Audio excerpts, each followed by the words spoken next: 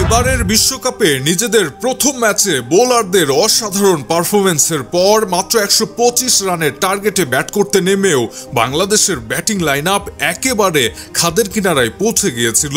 তবে সেখান থেকে আবারও টেনে তুলেছেন বাংলাদেশের ত্রাণকর্তা মাহমুদুল্লাহ রিয়াদ। যেখানেই বিপদ সেখানেই যেন মাহমুদুল্লাহ রিয়াদ আবারও বাংলাদেশকে বড় বিপদ থেকে বাঁচালেন বাংলাদেশের ক্রিকেটের বিপদের কাণ্ডারি মাহমুদুল্লাহ রিয়াদ। অথচ এই মাহমুদুল্লাহ রিয়াদকেই দল থেকে বাদ দেওয়ার জন্য কত শত নাটকীয়তার মঞ্চায়ন করেছিলেন কোচ চন্ডিকা হাথুরুসিংহে। তবে বাংলাদেশের এমন দুর্দান্ত জয়ের পর নায়ক মাহমুদুল্লাহ রিয়াদ এবং খলনায়ক হাথুরুসিংহে দুজনেই কাঁধে কাঁধ মিলিয়ে উদযাপন করেছেন। শনিবার সাত সকালে টসে জিতে বোলিংয়ের সিদ্ধান্ত নেন নাজমুল হোসেন শান্ত।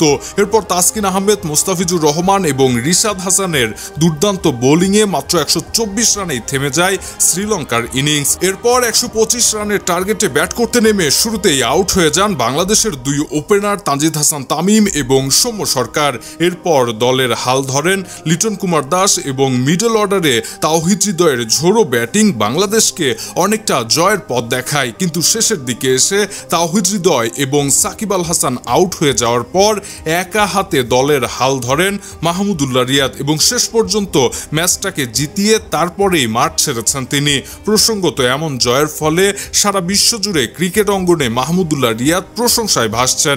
প্রত্যাশা থাকবে বিশ্বকাপের পরবর্তী ম্যাচগুলোতেও মাহমুদুল্লাহ রিয়াদ এমন দুর্দান্ত পারফরমেন্সের ধারাবাহিকতা বজায় রাখবেন। দর্শক, বিশ্বকাপ ক্রিকেটের এমন আলোচিত খবরের ভিডিওগুলো সবার আগে পেতে এখনই সাবস্ক্রাইব করে রাখুন ইবিডি নিউজে। সেই সঙ্গে আমাদের ফেসবুক পেজটিতে ফলো করে দিতে ভুলবেন না।